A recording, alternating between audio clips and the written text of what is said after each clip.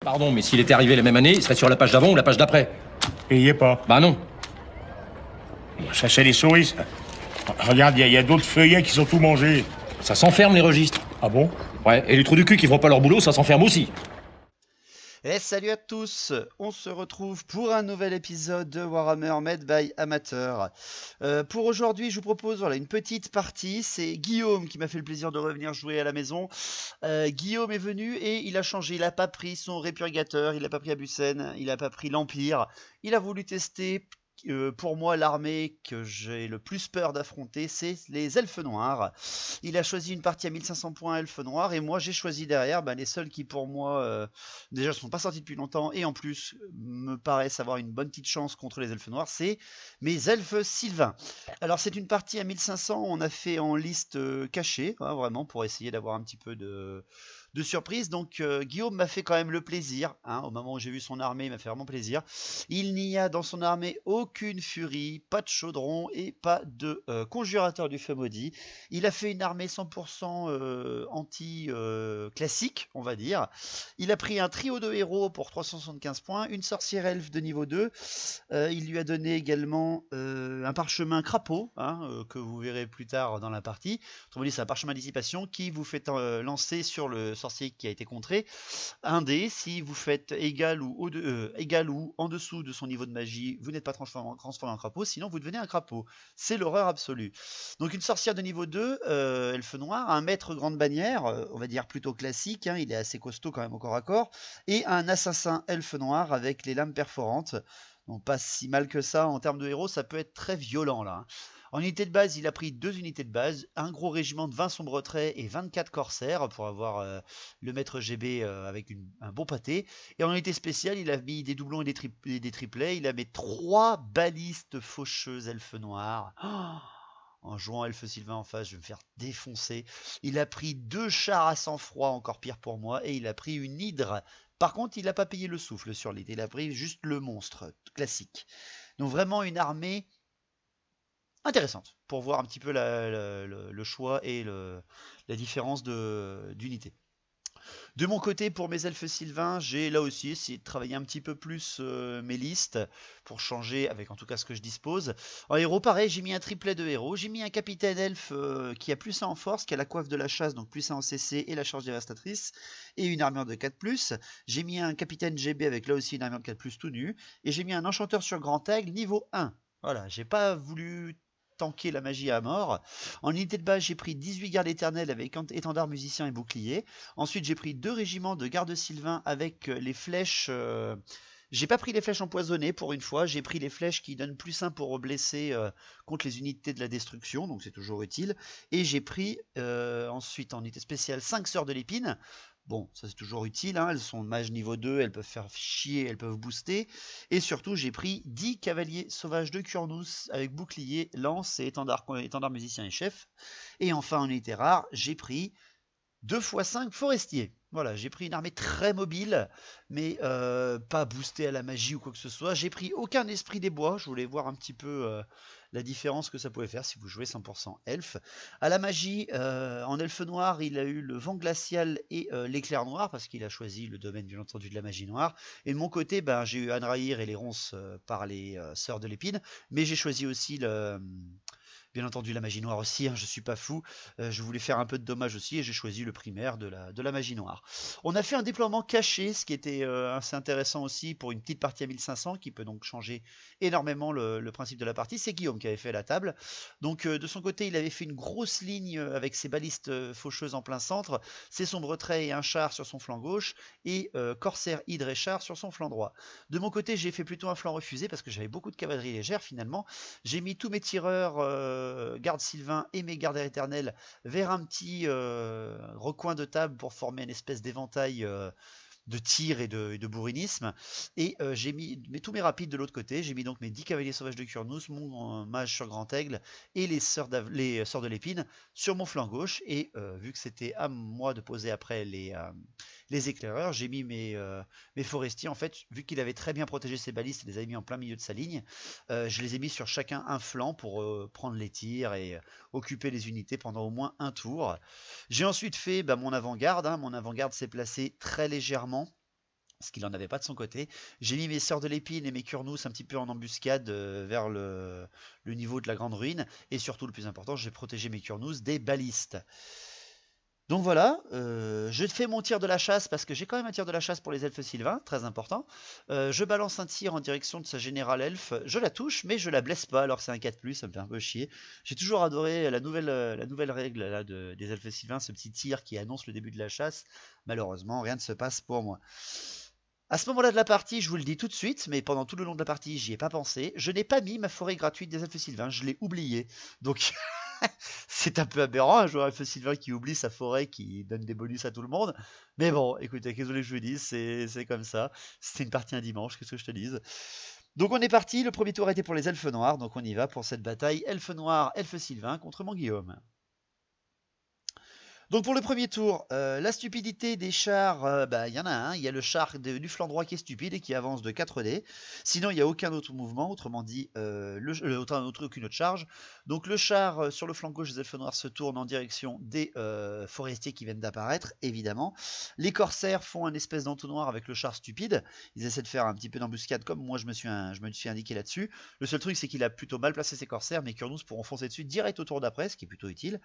L'hydre, elle se reforme, elle va vers les forestiers parce qu'elle se dit qu'elle va pouvoir en bouffer un ou deux quand même au passage avant que je puisse m'en aller.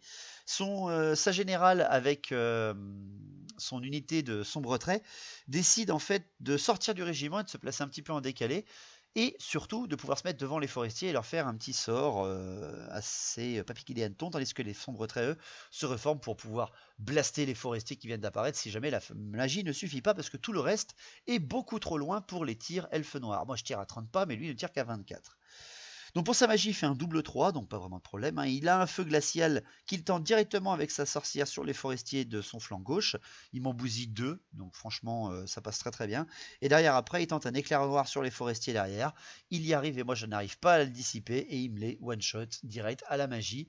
Ce qui me fait chier, ça c'est sûr, c'est mes forestiers. Mais bon, après là j'avais pas vraiment le choix, les balistes étant trop bien protégés, mes forestiers n'allaient pas me servir à grand chose. Pour ce qui est des tirs, la baliste, enfin il en a plusieurs, il a une balise qui tire en direction des forestiers, la balise de son flanc droit, elle en touche un, elle en bute un directement. Ensuite, il y a une autre balise qui arrive quand même à apercevoir un petit morceau des Kurnous, juste un seul. Il le fait en tir unique et il me one-shot le Kurnous. Derrière, après, il y a une autre balise qui tire sur les gardes sylvains qui sont à l'autre bout du champ de bataille, mais là, par contre, la grosse protection des lieux et la longue portée me protègent et rien ne se passe. Donc finalement, un premier tour où je vois déjà un régiment de forestiers se faire niquer et un Kurnous. Donc là, ça va pas être vraiment de la joisse. Pour ce qui est de la suite, mon tour 1 des elfes sylvains, eh bien, la charge des Kurnous dans les corsaires, parce que c'est les Kurnous, ils sont puissants, ils sont pas très résistants, mais très puissants en charge. Ils peuvent faire une pluie d'attaques. Il a beaucoup de corsaires par contre, ça c'est sûr. Je vais peut-être me faire caler un petit peu, mais bon, il avait retourné son hydre, le char ne me voit plus, ça peut toujours être utile. Donc j'envoie toute ma force ma force de cavalerie lourde, enfin, cavalerie lourde en charge, toute ma force d'impact de mon armée à 1500 points dans ces corsaires. Derrière après, mes forestiers, ils se barrent, ils voient une hydre passer devant eux, donc whoop, ils font un mouvement forcé et ils viennent se cacher derrière l'arbre de vie. Tandis que derrière après, les sœurs de l'épine et l'aigle viennent se cacher un petit peu des balistes et viennent surtout provoquer le char en lui-même. Pour le reste de ma ligne de tir et de mon infanterie garde éternelle, elle reste à l'abri. Pour ma magie, je fais 3 et 1. Franchement, c'est naze, vraiment naze. Je tente un Andrahir sur les corsaires et je me fais dissiper derrière. Direct, je peux rien faire d'autre. C'est pourri. En tir, il a tellement bien replacé ses sombres traits, vu qu'il s'est retourné, que tous mes tirs garde Sylvain et garde éternel, vu que je n'ai pas bougé, ne servent à rien. Je ne peux pas tirer parce que je suis trop loin. Il est à 31 pas de tout le monde et je n'ai pas bougé à ma phase de mouvement parce que je n'ai pas mesuré. Trop confiant dans la puissance de mes elfes sylvains, j'ai l'impression au tir. Oh putain, la mauvaise surprise, je ne peux pas tirer. Ça m'enlève une phase de tir contre des trucs à endurance 3 en face. Vous imaginez bien que j'étais pas joasse.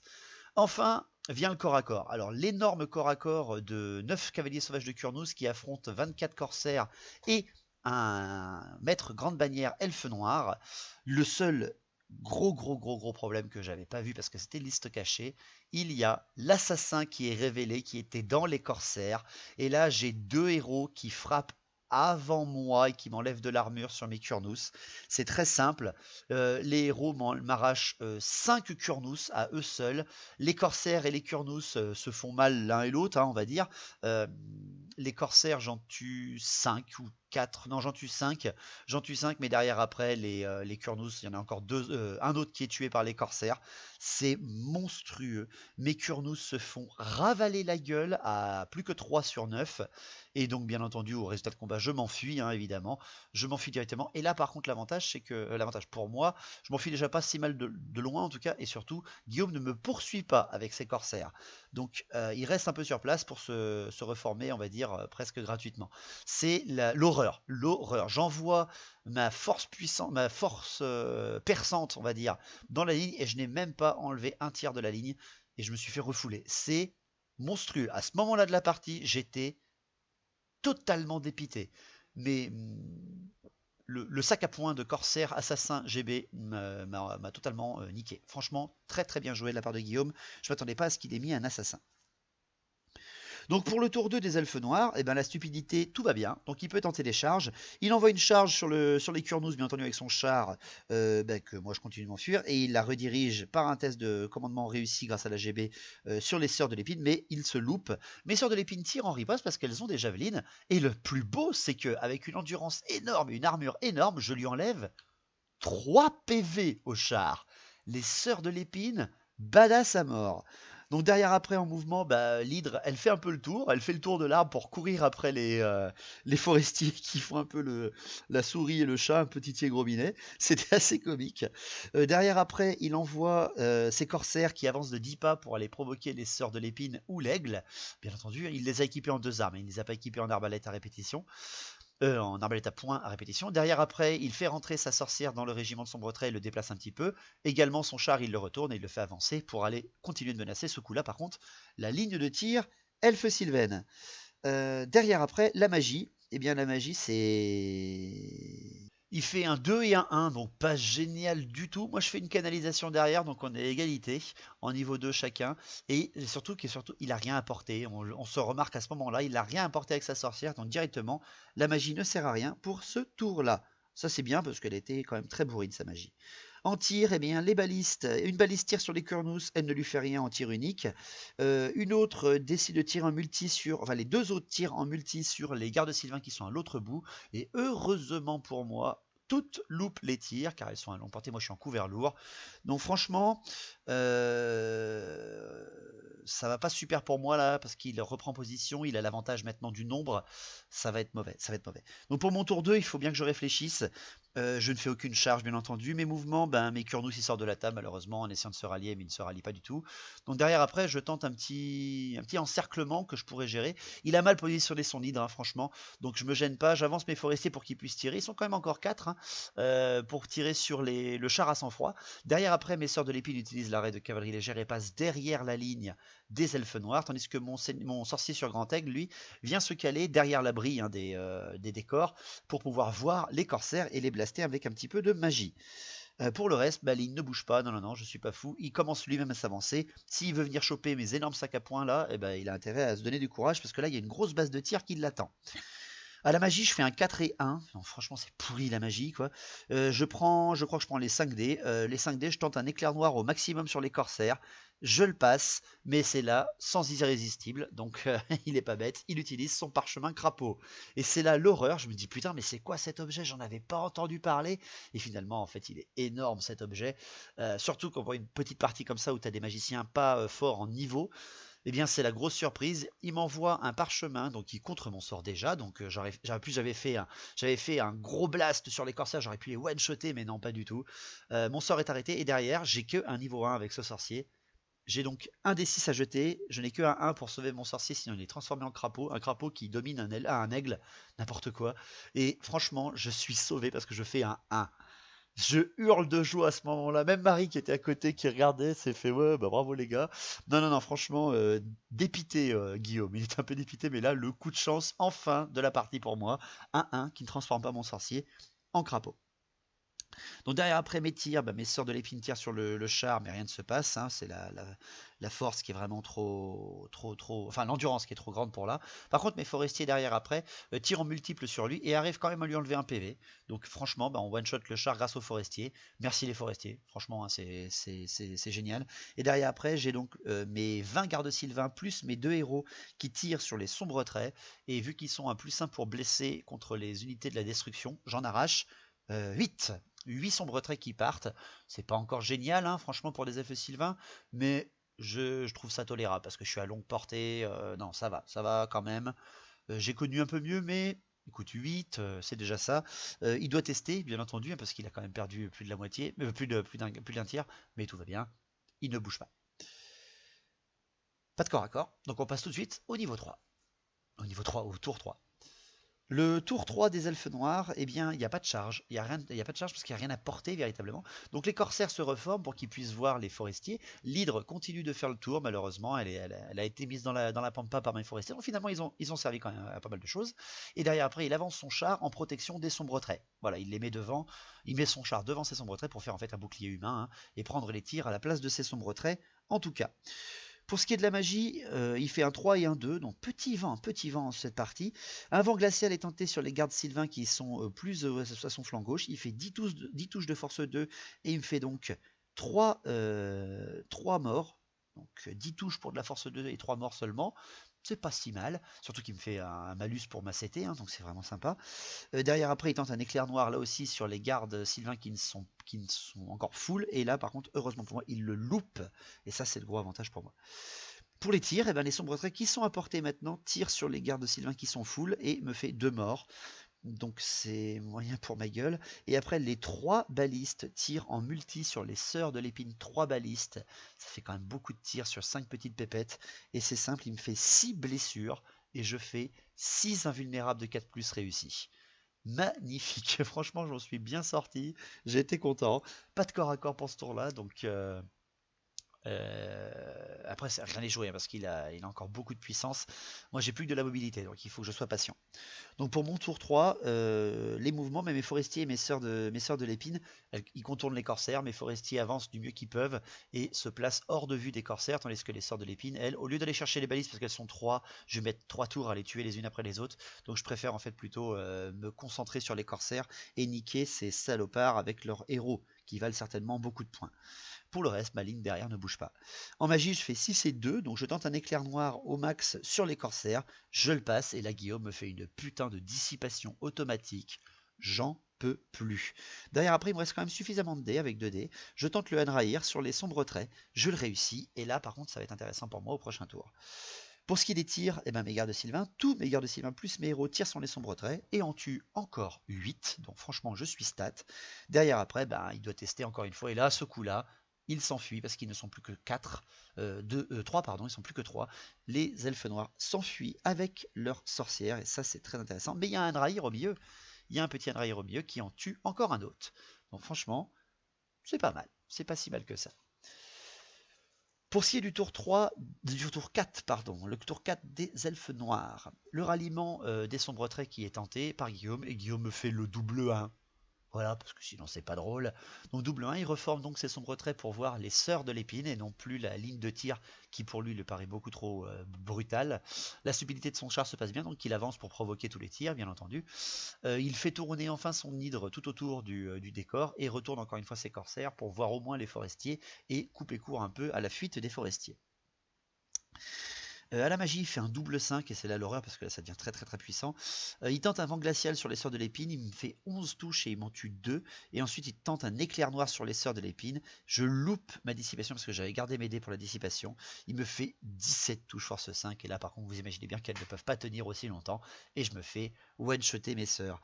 Et là je vois la partie qui m'échappe. Je vois vraiment la partie qui m'échappe parce que je perds ma mobilité même. Il me reste plus que mes lignes d'infanterie ou quoi que ce soit, ça va faire très très très très très très mal.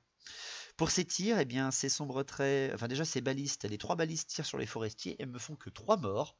Franchement, il a foiré ses tirs là. Par contre, il me reste donc un forestier qui ne s'enfuit pas, je précise bien. Et derrière après, il tente non, il tente pas ses sombres traits parce qu'il voulait tirer sur les sœurs, mais elles sont mortes. Donc il n'a plus rien à faire, malheureusement. pour ses corps à corps et ses tirs. Donc pour mon tour 4, mon forestier tout seul, il se barre, hein, il essaie de se cacher, il vient se cacher en fait derrière le décor comme d'habitude, il fait tourner l'hydre qui pour l'instant ne sert à rien et qui est beaucoup trop puissante pour moi, je préfère la laisser pour l'instant ici. Derrière après mon aigle, lui il continue de se cacher, il se rapproche des corsaires pour être totalement hors de portée des balistes parce que là les balistes n'ont quasiment plus rien à tirer et donc lui il va être plutôt dans le mal si jamais il reste en vue. À la magie, c'est là que j'espère faire un putain de jet et je fais un 2 et 1 encore. Un jet pourri. Je fais heureusement une canalisation pour moi. Donc derrière, je tente un éclair noir sur les corsaires. J'y arrive et j'en tue 6 parce que je le fais pas au maximum. Donc ça, c'est toujours utile. Il n'arrive pas à me dissiper derrière. 6 morts. Pas de panique. Tout va bien. Par contre, après, les gardes Sylvain qui tirent sur les sombres traits avec la générale, je one-shot tout le monde. Là, franchement, il n'y a aucune pitié. J'ai quand même presque 17 tirs qui partent là-dessus. Ça explose indirect. Elle a aucune chance contre moi. Je tue les 2 derniers sombres traits qui protégeaient la sorcière. Et après, je crois qu'on lui arrache 4 PV avec les tirs. C'est monstrueux. Monstrueux. Pas de corps à corps toujours. Hein, donc c'est la fin du tour 4 déjà. Mais l'avantage là, c'est que j'ai enlevé sa sorcière et ses sombres traits. J'ai gagné beaucoup de points là. Après, ça rattrape mes Kurnous qui sont morts. Donc là, on doit se valoir à la partie. Tout va compter dans les derniers tours. Donc au tour 5 des elfes noirs, la charge du char dans les gardes éternelles, parce que c'est à ce moment-là qu'on s'est dit, ouais mais tu peux charger mes gardes éternelles, ils sont dans... Ah bah non, ils sont pas dans une forêt. Ah merde, j'ai oublié ma forêt. C'est à partir de là qu'on l'a remarqué, non trop tard, la partie était déjà lancée. Donc il tente une charge dans les gardes éternelles, et heureusement pour moi, il loupe sa charge, et ça c'est l'avantage. Derrière après, j'ai quand même 2 héros qui tirent dedans, et mes 2 héros font un one-shot. Ils enlèvent chacun 2 PV sur le char grâce à leur arc long. C'est pas mal, merci les gars, nickel chrome. Donc ensuite, les mouvements, ces corsaires et son hydre se dirigent plutôt vers son flanc gauche maintenant parce qu'il ne pourra pas choper le grand aigle avec des unités aussi lentes. Donc il décide de plutôt se rapprocher des gardes éternels et des gardes sylvains pour aller un peu provoquer tout le monde. À la magie, il n'en a plus, donc les tirs, il lui reste quand même toutes ses balistes, et les balistes tirent pour celles qui peuvent dans les gardes éternels, et tout se manque. Tout se manque, franchement c'est vraiment dommage, hein, parce qu'il avait plein de possibilités avec tout ça, et rien ne se passe, c'est vraiment moche. Il y en a une autre qui tire quand même, une dernière qui tire sur les gardes Sylvain qui sont un peu abîmés, il m'en tue un, donc franchement ça me va pas trop mal pour moi. Ces balistes me font mal, mais la grosse protection qu'il a mis pour les décors m'avantage un petit peu. Pour mon tour 5, mon sorcier va rejoindre le forestier qui est tout seul là-bas derrière, qui a été abandonné par Lyd parce qu'il en a marre de courir après les petits lapins. Donc pour moi c'est les seuls mouvements, je vais pas aller provoquer le char, hein, je préfère encore garder un peu de distance. Je fais de la magie, je fais 5 et 2 sur la magie, donc je tente le coup, je tente l'éclair noir au maximum sur les corsaires pour essayer d'enfin les one-shotter. J'arrive à passer mon sort au maximum et derrière après Guillaume loupe sa phase de dissipation. Je fais 13 touches dans les corsaires et j'en bute 11. Je tue tous les corsaires survivants. Ça, c'est le paradis. Et j'enlève même un PV sur l'assassin. Donc franchement, c'est nickel. Derrière après, les tirs de tous mes gardes Sylvain et de mes héros sur le char font un truc magnifique. Et le hérisse de flèche, comme un petit hérisson, et lui pète la gueule. Je lui arrache tous ses PV. Il en restait plus que 2 en même temps. Et d'une façon magistrale, je renverse la situation sur la bataille à ce moment-là parce que j'ai arraché tous ses corsaires et j'ai arraché tous ses chars.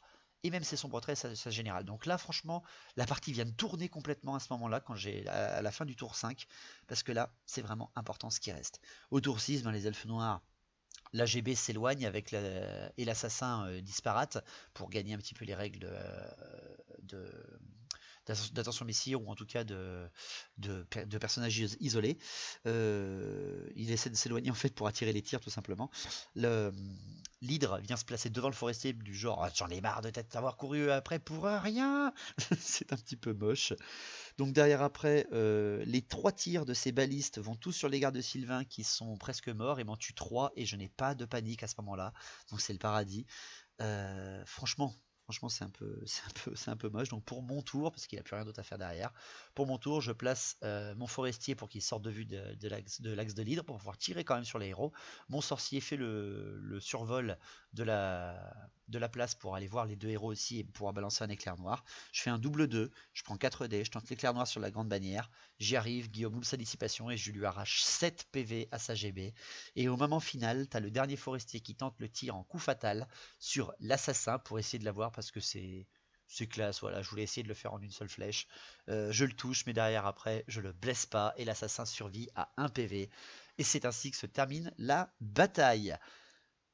Ah Putain, j'en ai chié. Ces elfes noirs sont quand même putain de puissants. C'est impressionnant. Après, c'était très très très plaisant. Pas jouer les conjurateurs, pas jouer les furies. Franchement, les corsaires alliés aux chars à sang-froid et à des très nombreux tirs de sombre trait quand t'es seulement une petite endurance de 3 et t'es tout nu derrière, ça fait peur. Ça fait très très peur. Donc non, très très très sympa cette partie. Guillaume n'était pas mécontent, hein. Il reste un non-vainqueur sur la chaîne, mais bon, il était content de venir en se disant bah c'est bizarre, mais ce coup-là, j'ai pas vraiment l'impression d'avoir perdu. Il n'a pas été annihilé, donc il lui reste quand même son hydre, un assassin, ses 3 balistes. Donc en termes de points, il a marqué 530 points parce qu'il a quand même arraché Mécurnus, hein, bien entendu. Il a arraché un régiment de forestiers complet, ce qui est quand même pas si mal que ça non plus, hein. Et malheureusement pour lui après, il a su enlever mes sœurs de l'épine. C'est quand même pas mal. 530 sur 1500 points, c'est un tiers de mon armée qui a sauté. Et de mon côté, par contre, avec les points du général, de l'AGB que j'ai arraché au dernier tour, de ses sombres traits, de tous ses corsaires, de tous ses chars, c'est quand même là très intéressant pour moi. Je ramasse 1132 points de victoire. C'est donc 602 points de décalage. Je gagne pas largement, mais c'est une bonne victoire Elfe Sylvaine, avec un grand plaisir d'affronter mon Guillaume. Donc voilà, c'était une petite partie, mais bon, ça fait toujours du bien, les petits parties à 1500 aussi, c'est toujours bien détente. Merci à tous, on se retrouve pour la semaine prochaine, et surtout n'oubliez pas, longue vie à Battle, au rebattle, allez ciao.